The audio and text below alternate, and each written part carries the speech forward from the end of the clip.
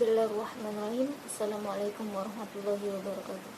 Alhamdulillahirrabbilalamin. Wassalatu wassalamu ala asyrafil anbiya'i wal mursalin wa ala alihi wa sahbihi ajma'in, amma ba'd.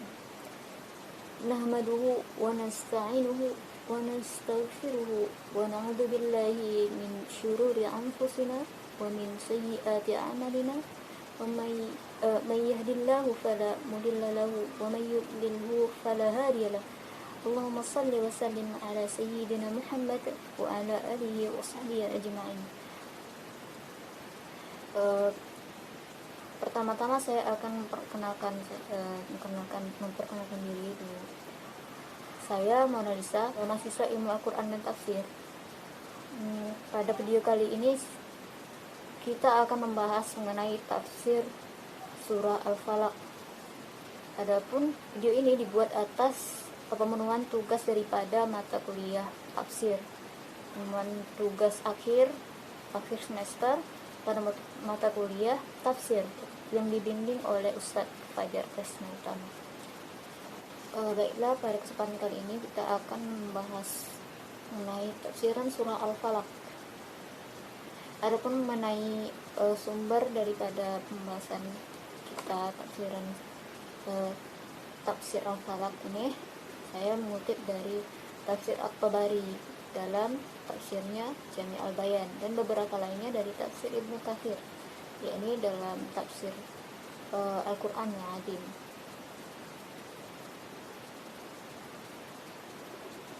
Baik, langsung masuk pada penafsirannya.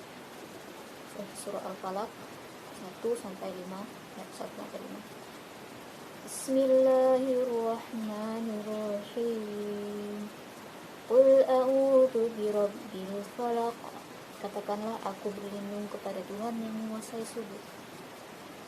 Terdapat perbedaan pendapat ahli tafsir mengenai makna falak pada ayat. Namun pendapat yang paling tepat adalah falak itu berarti subuh. Allah Subhanahu wa taala memerintahkan Nabi Muhammad SAW untuk mengucapkan a'udzu birabbil falaq. Aku berlindung kepada Tuhan yang menguasai subuh. Pengertian al-falaq dalam perkataan orang Arab adalah menyingsing pagi. Orang Arab berkata, hawa abiyan min falaq as-subh wa min faraq as-subh. Artinya itu lebih jelas daripada menyingsing pagi dan terbitnya pagi. Adapun mengenai asbabun nuzul daripada ayat ini, asbabun nuzul daripada surah ini ialah surah ini turun berkenaan dengan dengan sihir yang dilakukan oleh Labid bin Al-A'sam al-Yahudi pada Nabi SAW dengan tali busur yang diikat dengan 11 ikatan.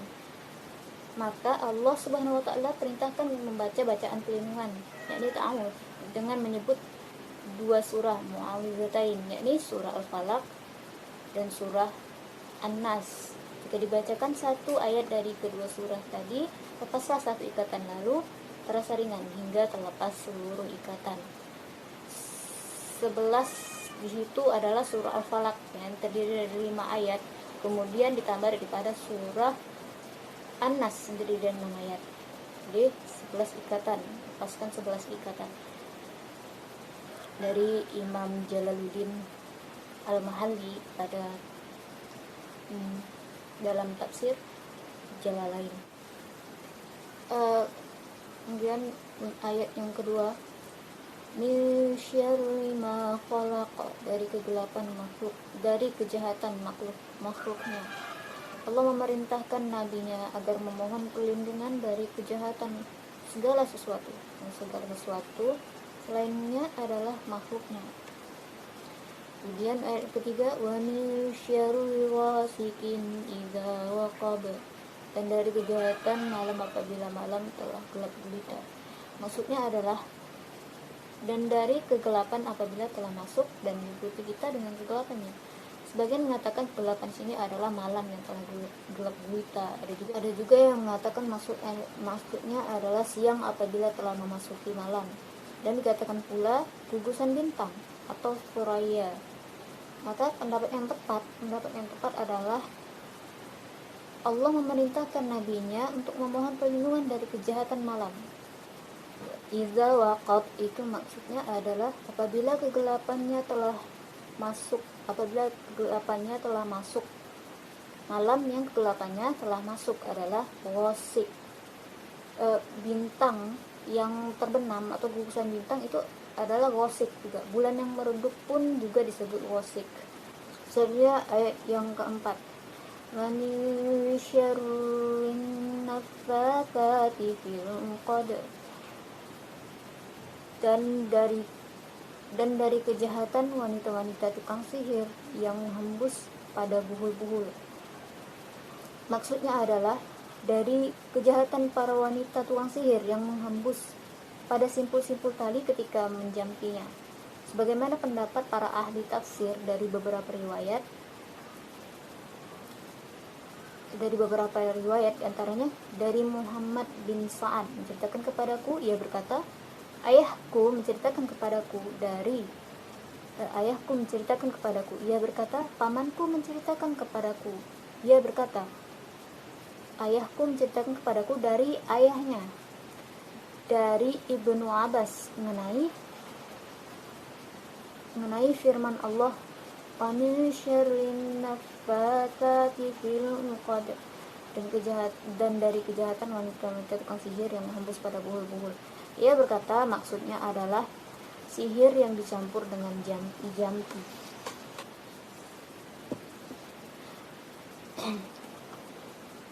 Dari Ibnu Hamid menceritakan kepada kami, ia berkata, Mahron menceritakan kepada kami dari Sufyan, dari Jabir, dari Mujahid dan Ikrimah mengenai firman Allah, naffatsati fil 'uqad, wanita tukang sihir yang menghembus pada buhul-buhul.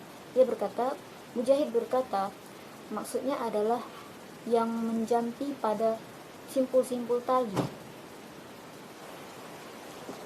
Imam Bukhari mengatakan di dalam kitab Butib dari kitab sahihnya, riwayat dari Aisyah radhiyallahu anha yang mengatakan bahwa dahulu Rasulullah SAW pernah disihir. Rasulullah SAW bersabda, hai Aisyah, tahukah engkau bahwa Allah telah memberiku nasihat tentang masalah yang aku telah memohon petunjuk darinya mengenainya. Dua orang lelaki datang kepadaku, yang salah seorangnya duduk di dekat kepalaku, sedangkan yang lainnya duduk di dekat kakiku. Maka orang yang di dekat kepalaku bertanya kepada temannya, mengapa lelaki ini?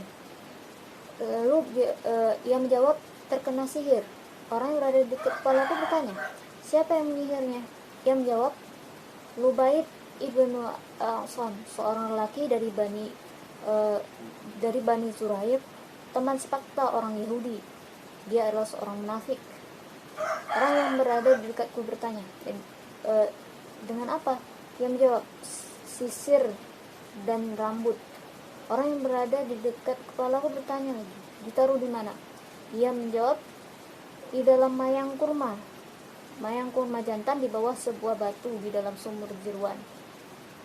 Siti Aisyah melanjutkan kisahnya bahwa lalu Rasulullah SAW mendatangi sumur tersebut dan mengeluarkannya. Al-Ustaz Al-Mufassir As-Salabi juga telah menyebutkan di dalam kitab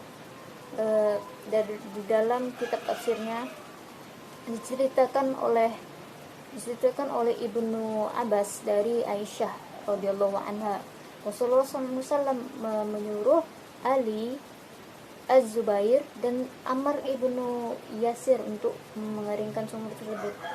Ketika mereka mengangkat batu itu dan mengeluarkan mayang kurma yang ada di bawahnya, maka ternyata di dalamnya terdapat beberapa helai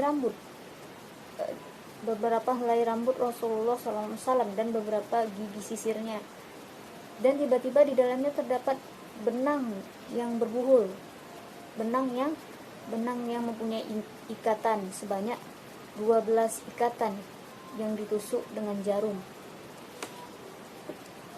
Kemudian ayat terakhir bunyi, wa min syarri hasidin idza hasad, dari kejahatan orang yang dengki apabila ia dengki.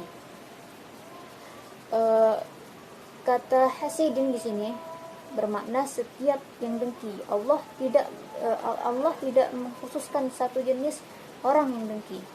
Tapi kata hasidin ini untuk umum, untuk semua orang, setiap orang yang dengki, setiap yang dengki.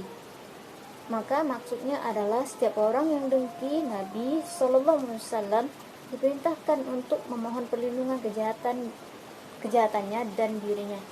Alhamdulillahirrahmanirrahim. Demikianlah tafsiran surah Al-Falaq.